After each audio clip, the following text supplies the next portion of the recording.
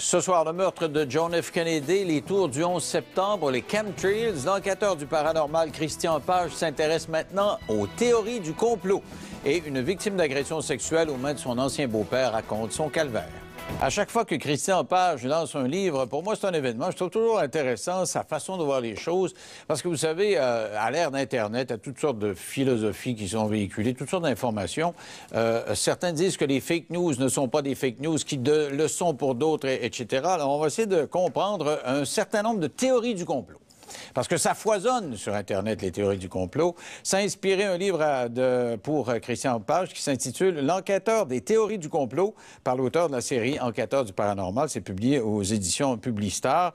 Et Christian, donc, va soulever dans ce livre-là un certain nombre de théories du complot et va les décortiquer pour nous. Il est avec nous ce soir. Toujours un plaisir. Salut, Christian. Un plaisir, Denis. Alors, la grande théorie du complot, là, depuis que j'ai tout petit, moi, que la ça mère existe, de tous les complots. c'est Kennedy. Absolument. Alors, est-ce qu'il faudrait regarder comment son cerveau a été atteint? Il n'y a plus de cerveau. Il n'y a plus de cerveau. Alors, donc, les complotistes disent, ouais, c'est quoi? On n'a pas aucune preuve. Ce sont des hypothèses, ce sont des rumeurs. En réalité, ce que les enquêtes avaient conclu, des enquêtes souterraines. Il y a Harvey Oswald tout seul, c'est pas la CIA. Raconte-nous ça, là. On n'a pas aucune preuve que Oswald n'ait pas agi seul. Ce sont des hypothèses, ce sont des rumeurs par derrière, mais par l'avant. Il faudrait regarder comment... Dans le cas des théories du complot, il y a une mécanique que l'on retrouve chez à peu près tous les théoriciens du complot, c'est diabolisons d'abord les sources officielles. Et tout ce que l'on raconte à propos d'un tel ou d'un tel qui aurait été vu, ça c'est souvent une mécanique qu'utilisent les théoriciens du complot, qu'on n'avait trouvé aucune preuve d'un quelconque complot. Ce sont des hypothèses, ce sont des rumeurs. On conclut que le cerveau a probablement été volé par Robert Kennedy. Il devait prendre énormément de narcotiques pour pouvoir rester en place. Il faudrait regarder comment son cerveau a été atteint. Toi, t'épouses ce complot-là, mais pas l'autre. Avant de conclure au complot, je dois regarder quelles sont les preuves qui sont à l'appui de cette hypothèse-là. Alors que les théories du complot, elles, sont malheureusement que du vent. Où sont les témoins? Rien. Alors que dans le cas du cerveau Il faudrait regarder comment... on s'est posé des questions. J'étais sûr. Puis on va être ces contradictions-là. Oui, et Denis, on s'en pose encore. Qu'il haïssait. Et on s'en pose encore aujourd'hui. Alors, autre méga théorie du complot, et elle est documentée. Ça, on peut avoir ça, des paix de feuilles, si on les imprime, de la littérature sur Internet, sur vraiment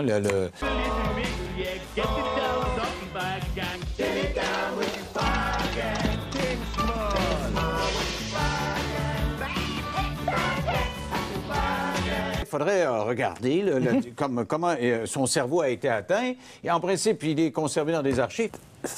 L'histoire du World Trade Center, c'est certainement la théorie du complot la plus populaire présentement. Je dirais même que c'est vraiment aujourd'hui la théorie pour laquelle il y a le plus d'adhérents. Il y a beaucoup d'éléments qui sont contradictoires. Ce que j'explique dans l'ouvrage, c'est qu'il faut faire attention parce que dans le cas des théories du complot, ce sont des hypothèses, ce sont des rumeurs. Premièrement, ne jamais considérer un témoignage au détriment des preuves vérifiées et vérifiables. Le témoignage, c'est quelque chose de malléable, c'est quelque chose d'incertain. Alors, quand on a des preuves sur le terrain vérifiées et vérifiables, on doit favoriser les preuves plutôt que les témoignages. Deuxième chose à ne jamais faire, se méfier des experts de salon. Dans le cas de la théorie du World Trade Center, ce que l'on retrouve beaucoup, ce sont des gens qui s'improvisent experts dans des domaines. Un docteur, je ne sais pas quoi, qui nous dit qu'une structure ne peut pas être ébranlée par un 747 parce qu'il y a des études qui démontrent que c'est ce docteur-là, ça peut pas tomber. Voilà. Et ce docteur-là, quand on commence à gratter, on s'aperçoit qu'il est docteur en histoire ou docteur en art, mais il n'est pas un spécialiste des structures. Donc, il faut se méfier de ces experts qui se prononcent dans des champs d'expertise qui ne sont pas le leur. Ce sont des hypothèses, ce sont des rumeurs. Là, maintenant, c'est très documenté sur Internet, mais à l'époque, je me souviens, quand j'ai commencé cette série d'émissions-là, en 2006, oui. On en a parlé à quelques reprises, des politiciens sérieux qui sont venus s'asseoir me disaient qu'ils croyaient à ça. En France aussi, il y a des gens qui ont levé la main et ont dit « Hey, c'est sérieux, c'est vrai, c'est étayé. » Voilà. Là, ça s'est peut-être un peu essoufflé, mais n'empêche que les objections, entre autres, l'objection qui revenait le plus souvent, une petite tour à côté qui n'aurait pas dû tomber. Le bâtiment numéro 7. Il n'y a pas eu d'avion rentré dedans. Voilà. Voilà. Il y a 2 avions qui rentrent dans les grosses tours, ça tombe, puis la petite tour tombe pas. Oui.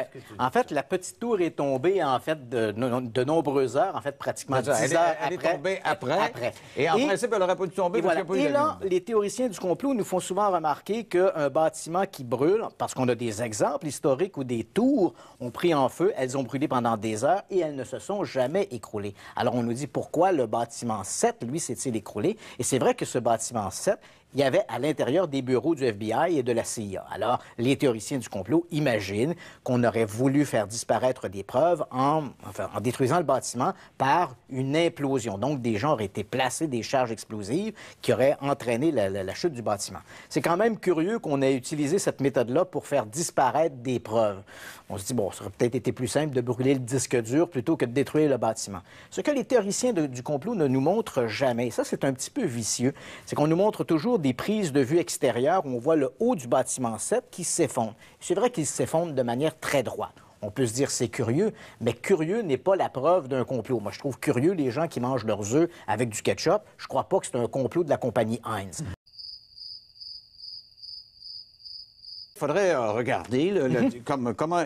Donc, ça peut paraître curieux. En revanche, ce que les théoriciens du complot ne nous montrent jamais, et ce sont des photographies qui ont été prises par la police de New York, par les hélicoptères de la police de New York, qui montrent bien que le bâtiment 7 n'était pas intact comme le supposent les théoriciens du complot. Une grande partie de la structure à la base de l'édifice était manquante, et ce, à cause de la chute d'une des tours du World Trade Center. Lorsqu'elle s'est écroulée tout près, elle a entraîné une partie de la base du bâtiment numéro 7. Le bâtiment numéro 7 était devenu finalement handicapé. Il était déjà en partie très... Il y a des résidus de l'auto qui ont frappé. Et à partir, et quand on regarde les commissions d'enquête qui se sont penchées sur la structure du bâtiment numéro 7, parce que là aussi, on voit les théoriciens du complot qui aiment bien manipuler les faits. Ils nous disent la commission d'enquête sur le World Trade Center ne se penche pas sur la destruction du bâtiment numéro 7. Est-ce qu'on nous cache quelque chose? Pas du tout. Pas du tout. La commission d'enquête devait voir de quelle manière les terroristes avaient réussi à s'emparer des avions et comment ils avaient réussi à atteindre leur objectif. À savoir maintenant comment les bâtiments s'étaient écroulés, pourquoi la structure n'a pas résisté, ça ne relevait pas de la commission d'enquête. C'est une autre commission d'enquête qui s'est penchée là-dessus et elle explique très bien que la chaleur a fait éventuellement la dilatation thermique, a fait sortir notamment certaines poutres d'acier et à partir du moment où une partie de l'édifice s'est affaissée, comme une partie de la base était manquante, obligatoirement l'édifice s'est écroulé. Donc, il faut se méfier de ces experts qui se prononcent dans des champs d'expertise qui ne sont pas le leur. Il y a juste une colonne qui est et puis ça tombe. Si le bâtiment aurait été intact, probablement que, comme les autres bâtiments, il serait demeuré debout. En 30 secondes avant la pause, le Pentagone, il y a des gens qui disent « Ah, c'est pas vrai, c'est un missile qui est tombé sur le Pentagone, c'est pas un avion. » Ça, c'est amusant parce que le type qui a véhiculé ça, le premier, c'est un type qui s'appelle Thierry Mason, et il a cité le témoignage d'un journaliste de CNN en disant « Ce journaliste a dit... » On aurait eu l'impression que c'était une sorte de missile avec des ailes. J'ai retrouvé la déclaration du journaliste en question et la déclaration complète est celle-ci. J'ai vu cet avion de l'American Airlines s'approcher du Pentagone. Et à la vitesse où il venait, on aurait eu l'impression que c'était comme un missile avec des ailes. Donc, on voit n'empêche qu'on n'a pas vu de reste d'avion. Il y en a quand même beaucoup. Si on regarde certaines photographies, on voit qu'il y a beaucoup de restes. Mais il faut se rappeler qu'un avion, contrairement à ce que aussi Thierry Mason dit, un avion est fait d'aluminium. Il dit « Ah, c'est comme une voiture ou un camion, quand il brûle, il va rester la carcasse. » C'est faux. Un avion est constitué d'aluminium et de bois. Les grandes pièces de métal lourdes, comme le train d'atterrissage, se sont retrouvées à l'intérieur du Pentagone à cause de la vélocité de l'appareil. Ce qui était à l'extérieur, l'avion a été littéralement vaporisé par l'explosion parce qu'il était chargé de carburant. Et bien sûr, l'aluminium et le bois ont brûlé. Il faut se rappeler également que c'est une scène de crime. Donc, immédiatement après l'incident, le FBI s'est emparé des lieux et ont récupéré les débris qui étaient sur place. Donc, le lendemain, si on allait sur le Pentagone et on prenait des photographies, les débris de l'appareil avaient disparu. Thierry Ardisson avait invité ce gars-là à son émission, puis il dit que c'est un des grands regrets de sa carrière d'avoir donné de la crédibilité à cet homme-là. Si vous voulez, on va aller à la pause de retour. On parlait d'Hitler. Il y a un document qui circule, qui est présenté à la télé et qui nous montre que Hitler se serait pas suicidé dans son bunker, mais aurait émigré en Amérique du Sud. Il faudrait regarder comment... Dans le cas des théories du complot, il y a une mécanique que l'on retrouve chez à peu près tous les théoriciens du complot. Alors là, ce que l'on fait aujourd'hui, c'est qu'on nous retrouve des documents du FBI ou de la CIA qui ne sont rien d'autre que des rapports de rumeurs. Et là, on nous les hisse en épingle en nous disant, voici, c'est la preuve qu'il y avait... Et d'émission en émission, ce qu'on nous montre à chaque fois, c'est...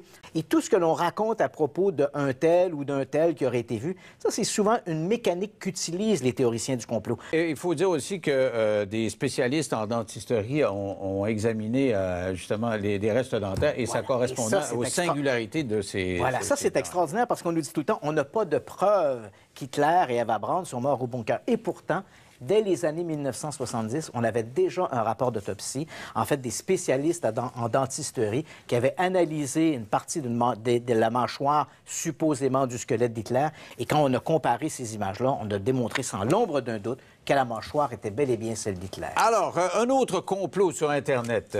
Et celui-là, j'ai eu, je ne sais pas si ça s'est essoufflé cette année ou l'an dernier, mais pendant 3 ou 4 ans, j'ai eu vraiment beaucoup de courriels. Pourquoi vous ne parlez pas de ça? Les chemtrails. Alors, d'abord, expliquons ce que c'est que les chemtrails, on sait que quand on parle des grands transporteurs, un Boeing 767, tout ça, on sait que ces appareils-là laissent derrière eux une longue traînée de condensation qu'on appelle contrail pour condensation trail. C'est un phénomène qui est bien connu et qui se produit lorsque les moteurs des avions vont la traînée blanche qu'on voit de condensation. Alors, depuis une vingtaine d'années, les théoriciens du complot soutiennent qu'au-delà de ces traînées de condensation, il y en aurait d'autres parce qu'il y aurait une sorte de programme secret orchestré apparemment par toutes les autorités du monde, surtout aux États-Unis, mais les théoriciens du complot nous disent on en a vu également en Angleterre, en France, au Canada. Donc, il y aurait une sorte de programme international où on vaporiserait, on ferait des épandages clandestins de gaz toxiques. Et ce pourquoi? Bien, vous avez autant d'hypothèses qu'il y a de théoriciens du complot. Certains prétendent que c'est pour contrôler les climats, d'autres pour rendre les gens malades, pour contrôler les populations. Mais jusqu'à maintenant, on n'a eu aucune preuve de ça. Mais jusqu'à maintenant, on n'a eu aucune preuve de ça.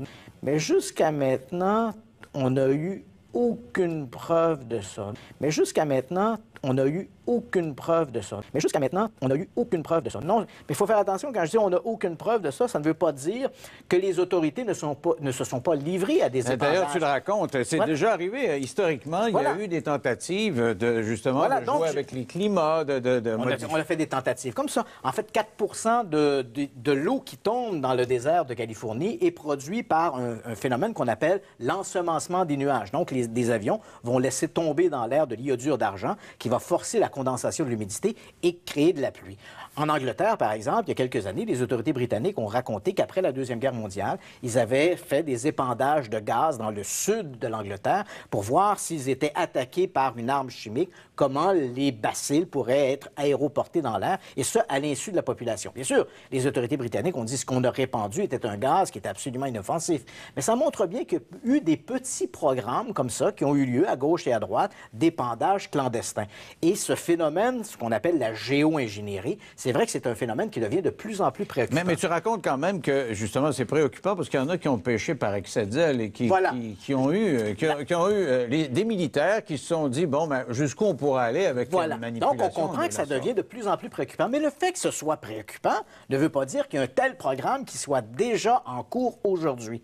Et c'est vrai que beaucoup de gens, des théoriciens du complot, par exemple, des bébés boomers, nous disent, c'est drôle, mais le ciel d'aujourd'hui n'est plus tout à fait ce qu'il était autrefois. Donc, si vous habitez près d'un aéroport et que les conditions climatiques et d'humidité ou atmosphériques sont propices à la formation de traînées de condensation, je peux vous garantir que le ciel doit ressembler certaines journées à un véritable tic-tac. OK, donc c'est pas la CIA qui envoie des gaz pour vous geler, pour éventuellement Absolument vous pas. T'es un peu plate quand même, là, parce que Christian a fait sa marque au début, parce que tu nous as parlé de phénomènes paranormaux, puis t'épousais pas mal ça, puis de plus en plus, tu prends tes distances, puis tu nous décortiques ça, puis il n'y a plus rien de possible. Mais attention, Denis, je ne dis pas qu'il n'y a pas de complot, hein, parce qu'on le sait, il y a des complots politiques, il y a des complots criminels. On le voit, des gens qui fake news, puis il y a toutes sortes de trucs.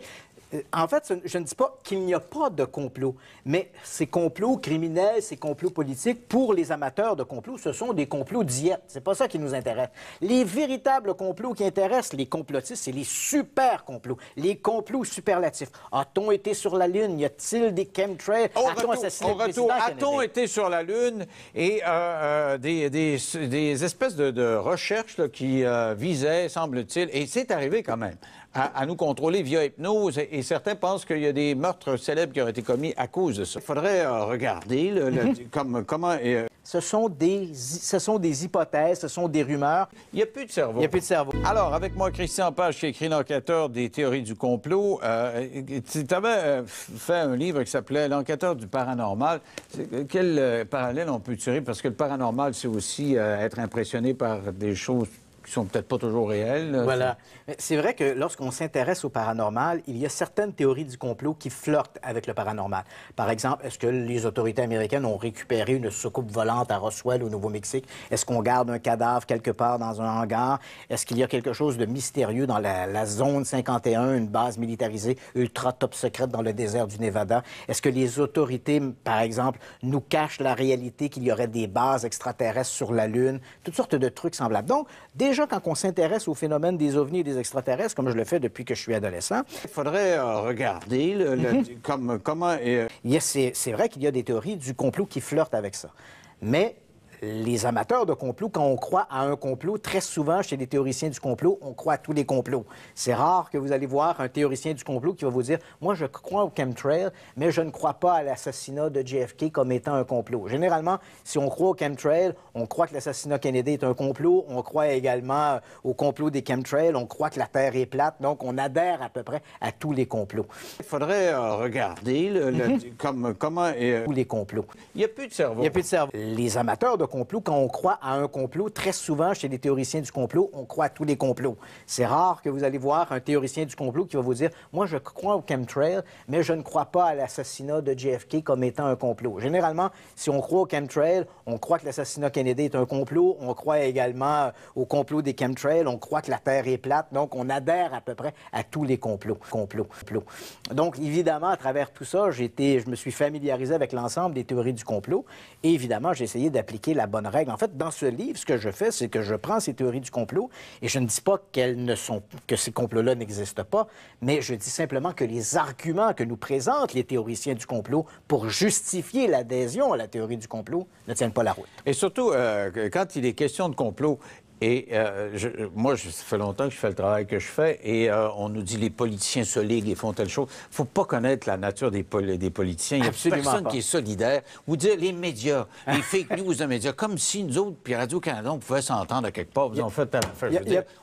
C'est la concurrence. Il n'y a pas une semaine, M. Lévesque, que je suis pas, on ne dit pas vous êtes, M. Page, un agent de la désinformation, vous êtes payé par les médias ou le gouvernement pour essayer un traître pour désamorcer toutes ces croyances et tous ces éléments. Et pourtant, je ne fais que mon travail de journaliste, puis j'essaie simplement de communiquer aux gens le résultat des recherches que j'ai menées sur le terrain. Un autre élément important et intéressant du livre, c'est le programme MK Ultra. Voilà. Alors, expliquons ce que c'est, parce que quand même, ça a des bases dans le réel, ça. Et même ici au Québec, on s'en est rendu compte parce que l'Université McGill était là-dedans. Impliquée là-dedans. Donc, il faut s'entendre, un complot, ce que j'ai remarqué également quand je parle aux gens, les théoriciens du complot, on mélange souvent népotisme, copinage, enveloppe brune. Un chum, c'est un chum. Tout ça n'est pas des complots. Un complot, le dictionnaire Larousse et le petit Robert sont catégoriques là-dessus. Un complot, c'est un groupe de gens ou des organisations qui se lient entre elles pour commettre un acte criminel, illégal ou immoral. Donc, c'est toujours vers cette orientation qu'on doit regarder. Et dans le cas de ce que vous évoquez, on parle d'un projet MK Ultra qui est né dans les années 50, qui était orchestré par la CIA. Et l'idée, on savait que les Soviétiques, après la Deuxième Guerre mondiale, avaient récupéré un certain nombre de scientifiques nazis et qu'on essayait de trouver des moyens de contrôler les esprits, créer des tueurs sans que ces gens-là le sachent, à leur insu. Et ce projet MK Ultra a été développé. C'était vraiment du n'importe quoi. Les outils, disons, que favorisait la CIA, c'était l'hypnose et le LSD. Donc, Il n'y a plus de cerveau. Il n'y a plus de cerveau. Donc ça, c'était leurs deux gros outils. Mais ils ont fait des expériences. Ils ont fait gelé des expériences. Des détenus, Et voilà, ils sont servis surtout, de malades. Voilà, des populations noires. On a également intoxiqué à leur insu des toxicomanes aux États-Unis.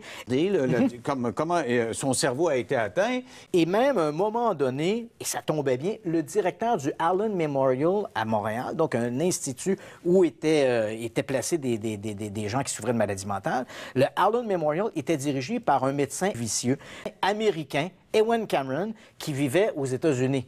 Donc, on a recruté Ewen Cameron et avec une espèce de bricolage, on plaçait des microphones dans des casques, on mettait ça à des malades, on lui répétait à satiété des phrases ou des mots pour essayer de contrôler leur esprit. Leur laver le cerveau, comme on dit. On va faire un lavage de cerveau, on va te faire ce qu'on veut que tu fasses. Voilà. Et à un moment donné, lorsque la CIA a senti que les choses s'envenimaient, ils ont décidé de détruire tous les documents du MKUltra. Parce que tout ça est arrivé au lendemain de l'affaire du Watergate. La CIA avait déjà un peu abandonné le projet depuis une dizaine d'années, mais avec l'affaire du Watergate, de plus en plus de journalistes s'intéressaient aux archives et aux activités de la CIA. La CIA a demandé de détruire tous les documents relatifs à MKUltra parce qu'ils savaient pertinemment que ce qu'ils avaient fait, là, on était dans le complot. On avait commis un acte illégal et immoral.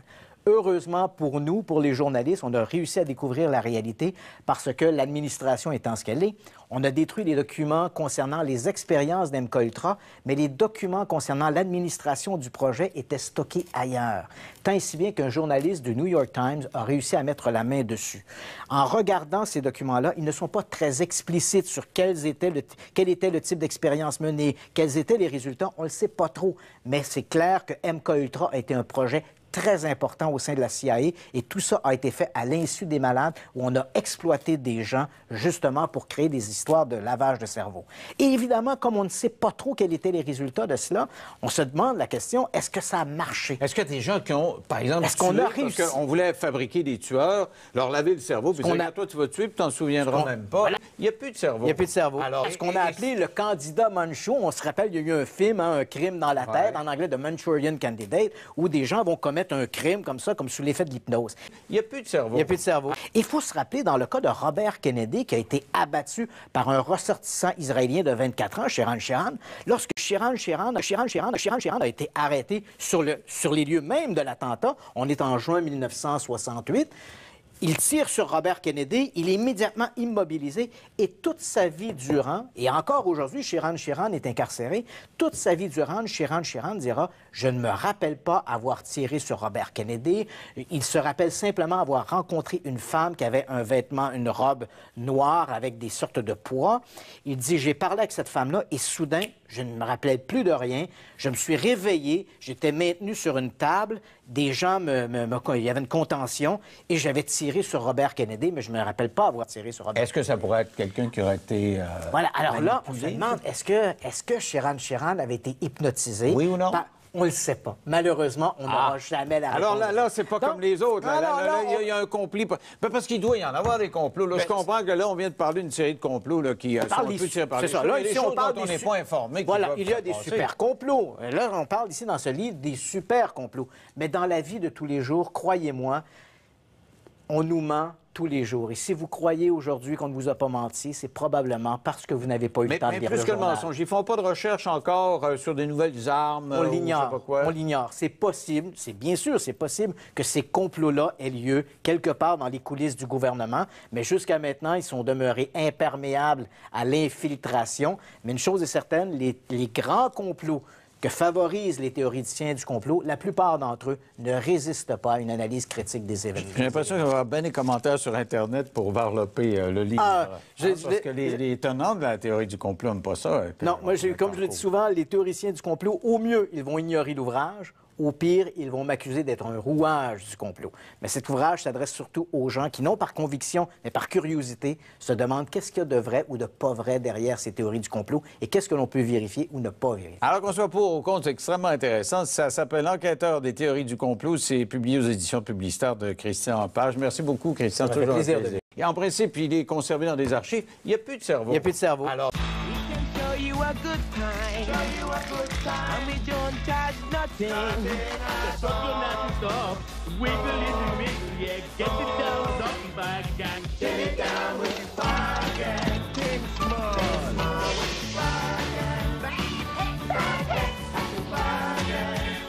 Ce sont des hypothèses, ce sont des rumeurs. Mais jusqu'à maintenant, on n'a eu aucune preuve de ça. Non, vous dites les médias, les fake news de médias, comme si nous autres, puis Radio-Canada, on pouvait s'entendre à quelque part. Vous en faites c'est la concurrence. Il n'y a pas une semaine, M. Lévesque, que je suis pas, on ne dit pas vous êtes, M. Page, un agent de la désinformation, vous êtes payé par les médias ou le gouvernement pour essayer de... Un traître vicieux, pour désamorcer toutes ces croyances et tous ces éléments. Et pourtant, je ne fais que mon travail de journaliste, puis j'essaie simplement de communiquer aux gens le résultat des recherches que j'ai menées sur le terrain. Ce sont des hypothèses, ce sont des rumeurs qu'on n'avait trouvé aucune preuve d'un quelconque complot. Il n'y a plus de cerveau.